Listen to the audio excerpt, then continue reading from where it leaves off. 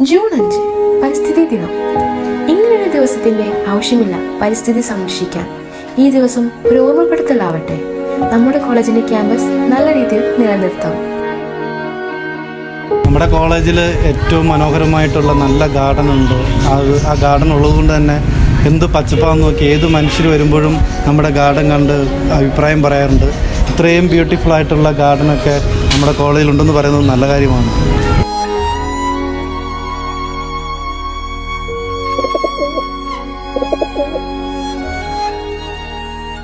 പരിസ്ഥിതി നിലനിർത്താനുള്ള രണ്ട് പറ്റിയ വാക്ക്.